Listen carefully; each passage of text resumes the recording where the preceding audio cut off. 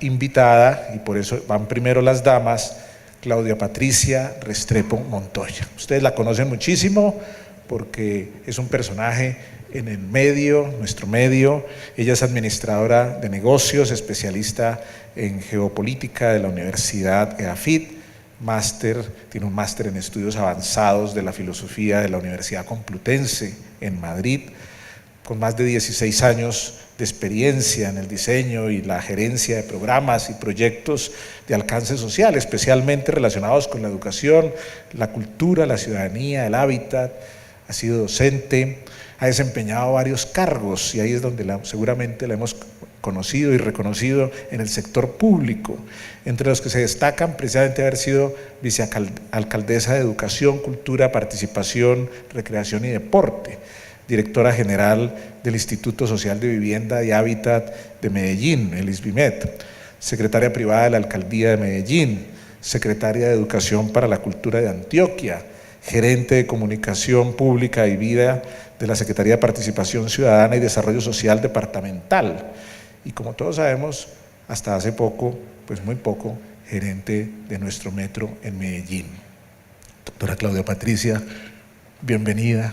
Muchísimas gracias desde ya por sus aportes y entonces, pues según lo que acordamos aquí, pues entre 15, 20 minutos, ya a los 20 minutos voy a pasar por el malo del paseo y entonces haré gestos y señas o ruidos para que podamos concluir, pero creo que no va a ser necesario, que ustedes son muy juiciosos. Muchas gracias, doctora Claudia Patricia. Como dijiste, muy moderados. Bueno, pues muy buenas tardes. Para empezar, un feliz aniversario para ASA Ignaciana y para los egresados de esta comunidad tan bella. Es muy complejo empezar este tema. El siempre empezar tiene sus ventajas y tiene sus desventajas, pero voy a tratar como de hacer esto como en 3 momentos.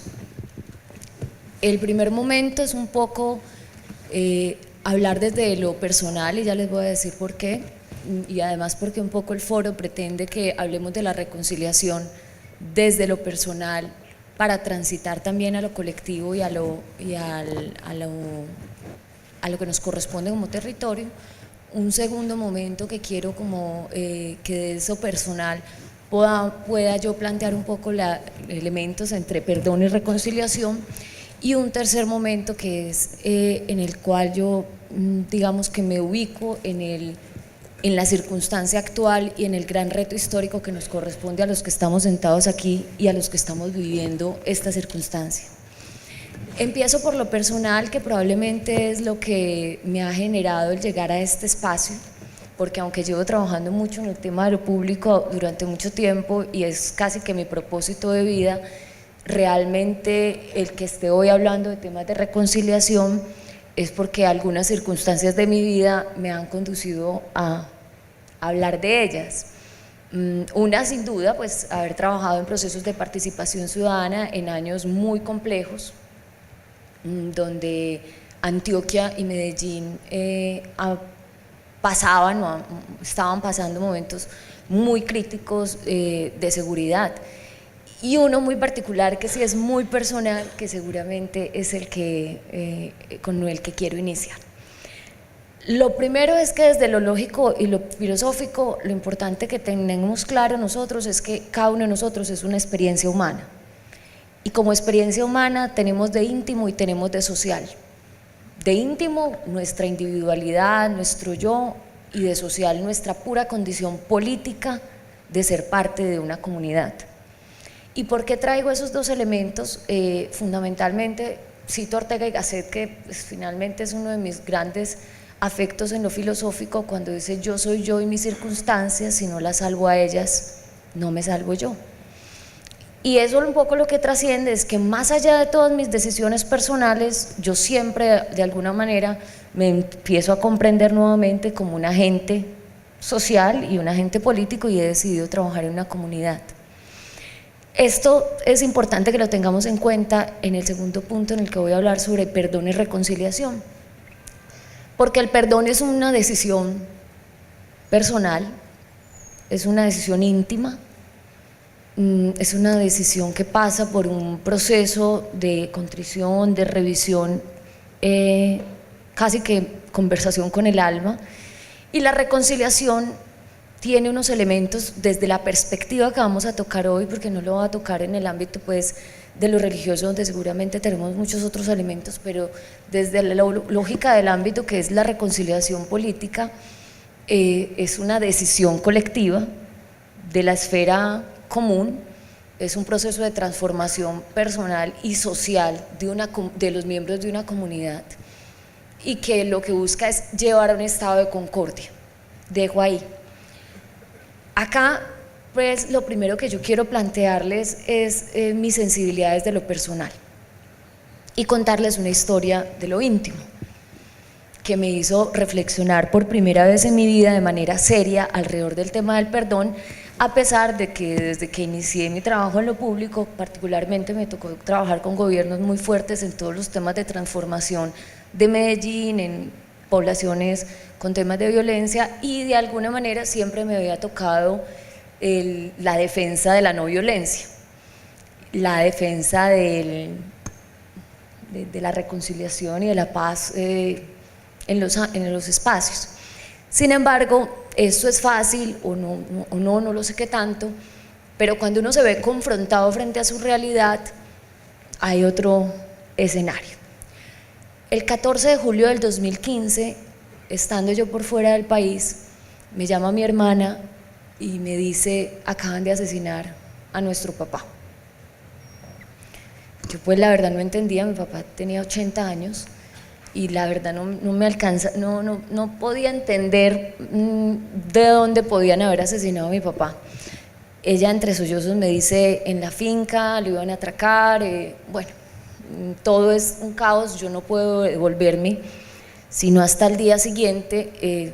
Pido como ayuda aquí a que nos ayuden, pues estaba en Don Matías, a que se hiciera todo esto, pero inicio con esto porque mientras me devolvía en el avión al 15 de enero, el día siguiente, escribí una carta que inclusive la hice pública porque, aunque era muy íntima, reconocía que estaba hablando de un asunto muy relevante, que era mi condición social. Las voy a leer y luego les voy a plantear qué significó, y que esto fue una de las conversaciones más profundas que tuve con Horacio Arango, que fue quien hizo la Eucaristía de mi papá y que obviamente pues tocó este tema. Entonces les leo rápidamente esta carta. Hasta siempre, papá. Me enseñaste a vivir, a trabajar por mis sueños, a amar con pasión cada cosa y ser que me rodeaba, a entregarme con toda. Me llevaste por el sendero de la lucha por la libertad, aunque te autodenominabas conservador. Como mujer me insististe siempre en la lucha por mi autonomía. Me enseñaste sobre el trabajo honesto, marcaste mi vida con el sello de la búsqueda, me entrenaste para ser fuerte, para mirar a los ojos, para ser compasiva, pero siempre exigente. Me enseñaste a no tener miedo. Me decías: si tiene miedo no se levante. No sé si aprendí eso, espero que mi actuar te honre siempre. Papá, sé que siempre fuiste fiel a ti mismo y espero haber aprendido eso de ti. Pensar que te fuiste de nuestro lado de una manera tan violenta me cuesta aceptarlo. Asesinado. Es para mi corazón todo un dilema en la búsqueda del perdón.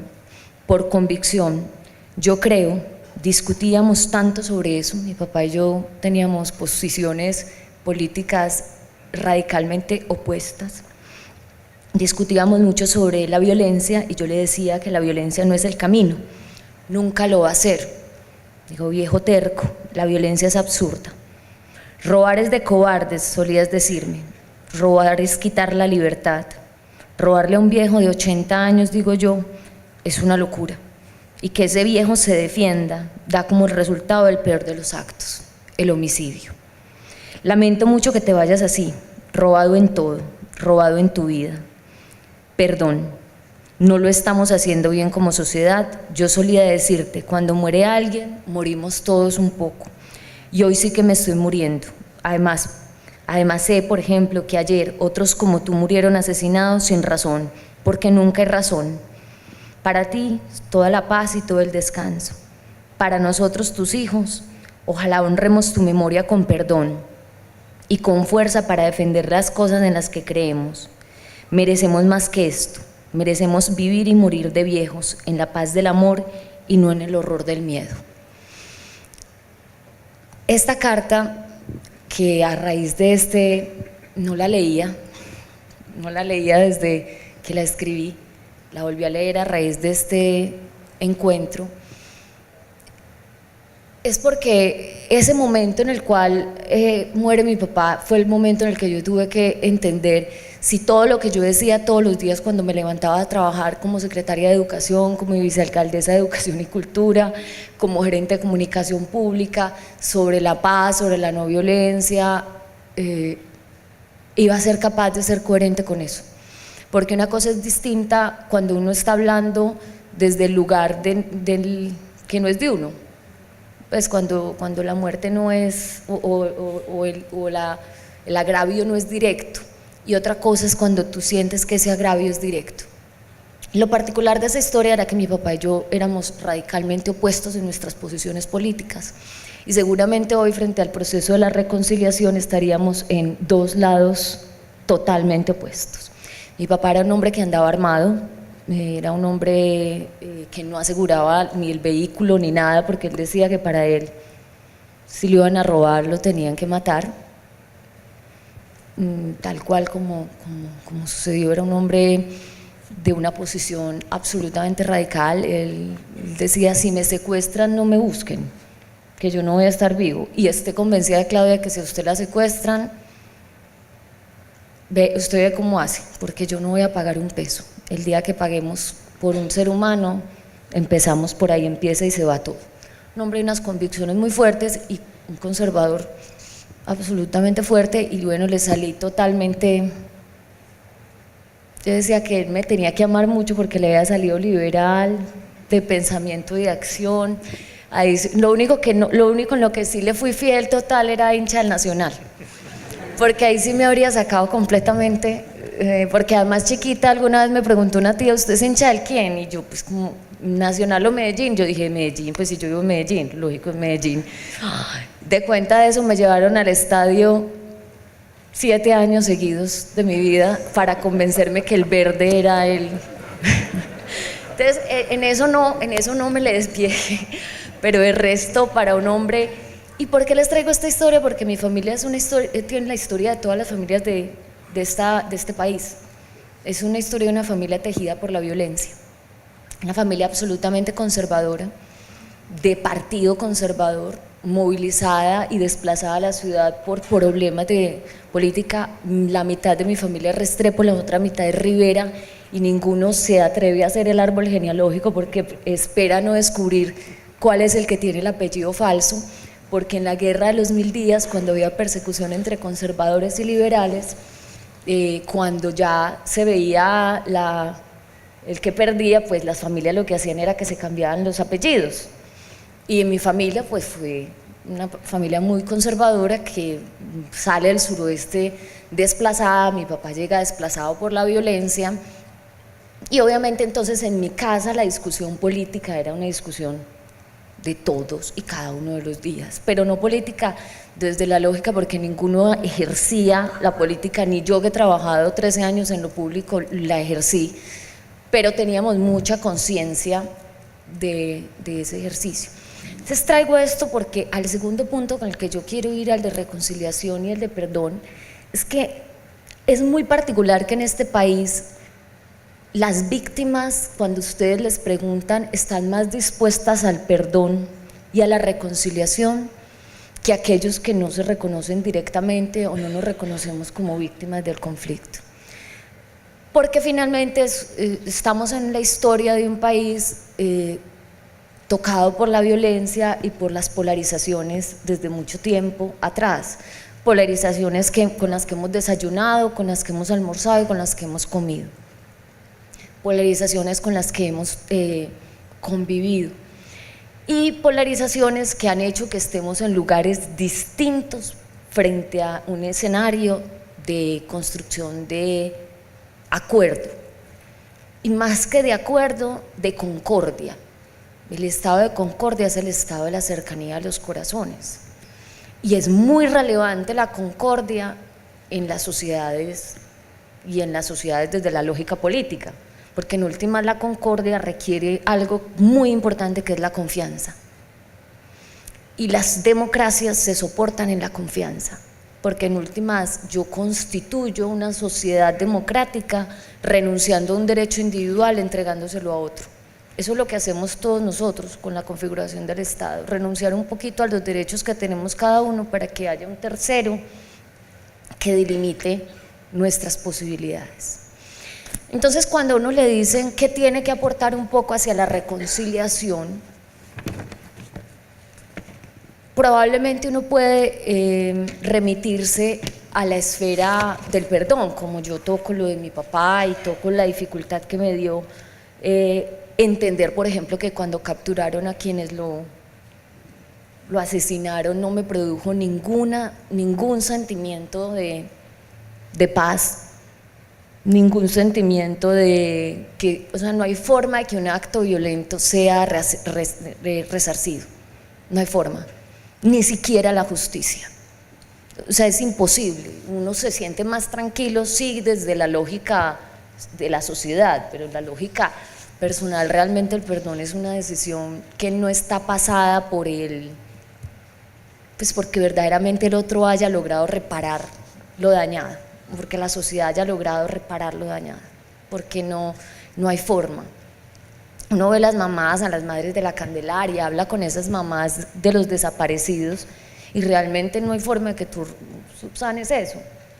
Sin embargo, hay una búsqueda más allá de eso, de retomar y de volver, y de que no se repita y de que otro no tenga que vivir eso.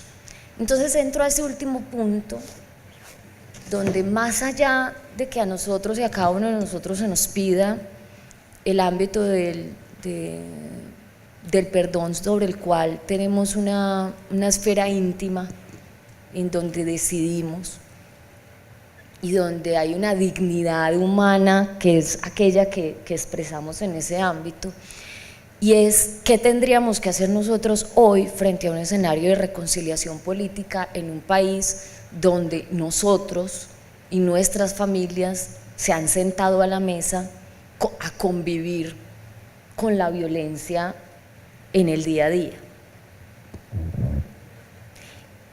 Y yo simplemente dejo sobre la mesa tal vez 4 cosas que me parece que son relevantes. La primera es la memoria. Es imposible que podamos reconstituir o hacer un ejercicio de concordia y de reconciliación pretendiendo no tener memoria.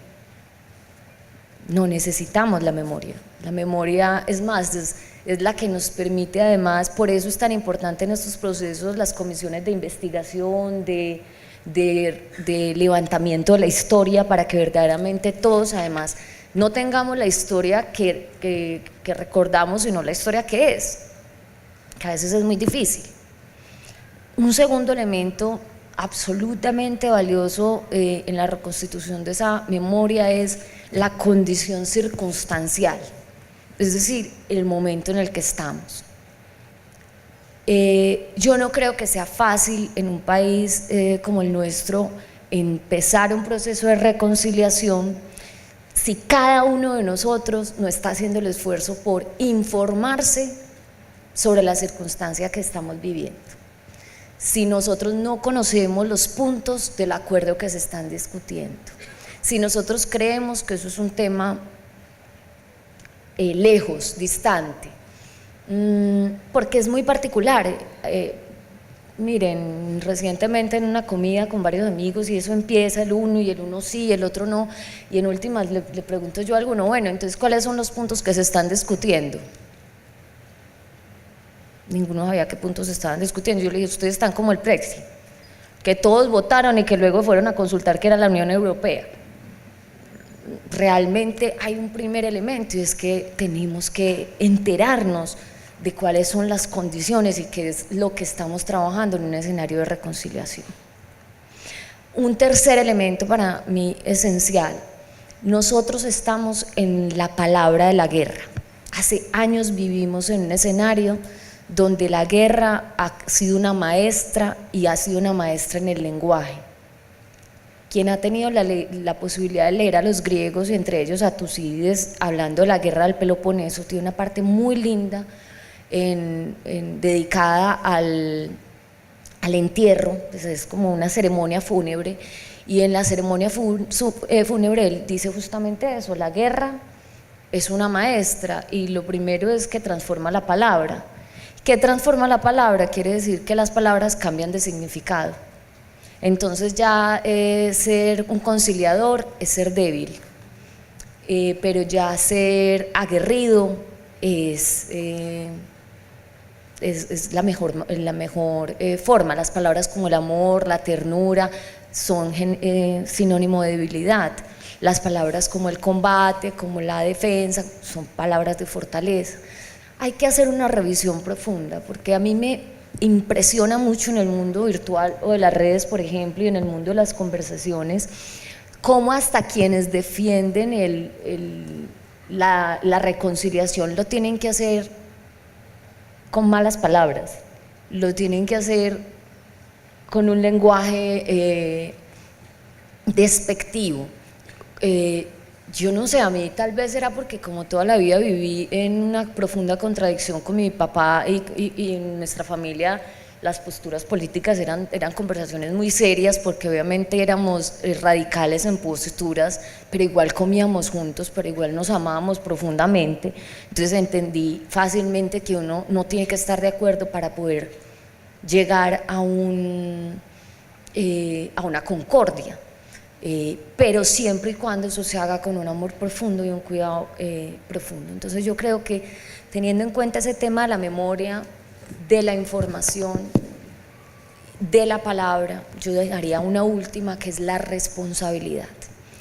Mientras nosotros creamos que el responsable del escenario que está viviendo el país hoy es del otro,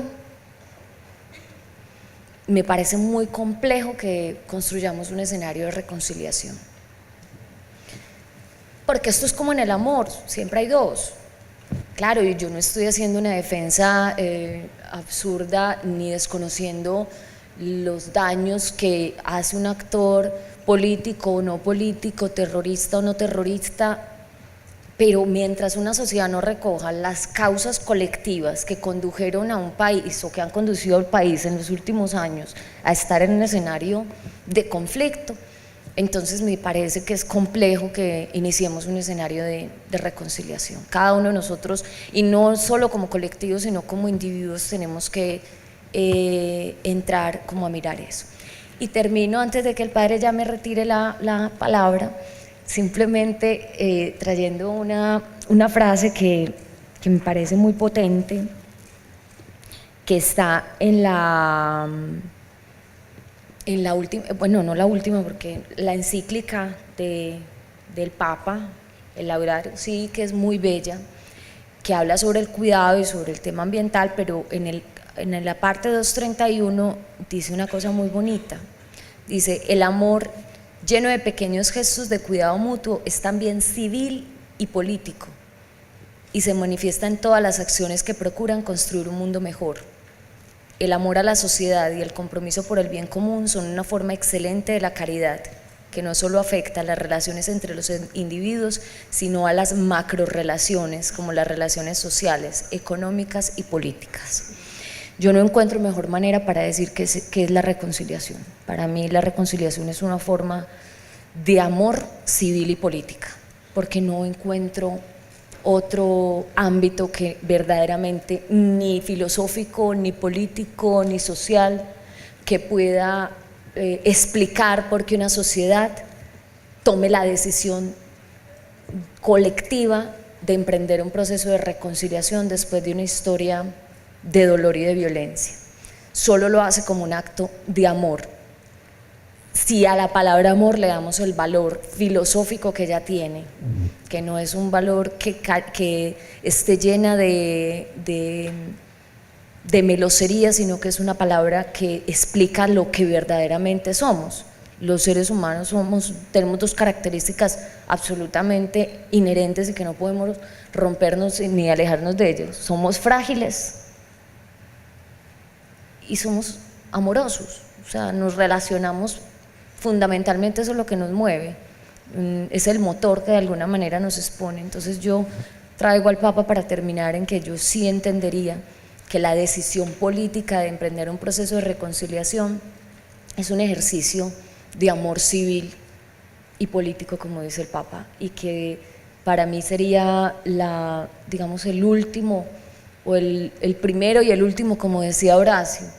La reconciliación es la condición y asimismo su fruto, y ustedes saben que eso es como el huevo y la gallina, que finalmente usted se enfrasca tanto, entonces no va a entrar a hacer reconciliación hasta que la sociedad no sea madura democráticamente para que haya reciprocidad, pero nunca va a haber reciprocidad democrática si no hay reconciliación. Entonces la invitación es que desde lo que podamos hacer reflexivamente como individuos y como colectivo, convoquemos en nosotros no solo el amor desde lo íntimo, sino el amor desde lo civil y lo político para abordar un proceso de reconciliación. Muchas gracias.